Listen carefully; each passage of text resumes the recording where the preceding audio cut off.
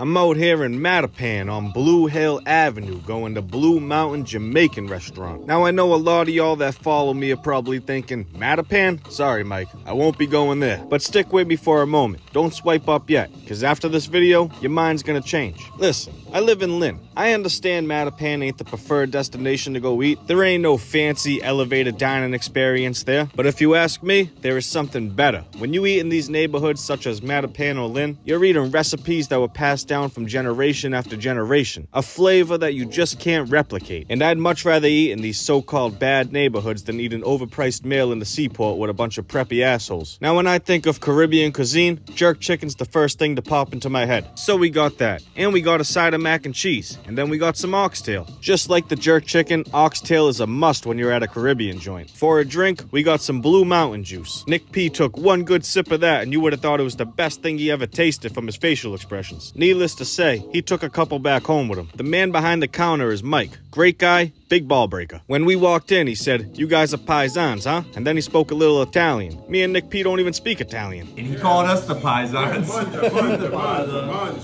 Manja. Nick P went in for the oxtail, but me and Mike were looking very confused. What's he doing with that fork and knife? You can't eat oxtail with a fork and knife. Would you never have oxtail before? I never have. I never had it. Alright, Mike, we'll cut him some slack. Pick that thing up and eat it with your hands. We couldn't have picked a better place for Nick P to try oxtail for the first time. Blue Mountain's oxtail was great, right off the bone. But that jerk chicken, oof, maron. Look at the thickness of that jerk sauce. It was smothered all over and it was heavy. This chicken was moist, tender, and juicy, and the sauce had a little smoky sweetness to it. It was the perfect amount of heat. It wasn't over the top, but enough that it lingers on your lips and tongue. I loved it, and I had to look over to Mike to let him know that. And I also had to look over to Nick P to let him know what the oxtail's supposed to look like when you're done eating it. Nothing but bone. Make sure you get into every crevice and get every little piece of meat off of that. He'll learn. You'll all learn. And oh yeah, they also got some great beef patties too. Nick P done tapped out, but this food was way too good to let go to waste, so I finished what I had. And just as I was about to leave, my guy Aaron said, "Let me send you home with a cup of grape nut gelato." Big shout out to Marcia, Mike, Aaron, and CJ. You guys are doing great things here. We loved the food, but we loved you guys even more. So come by Blue Mountain, Mattapan, let them know who sent you. Have a wonderful night.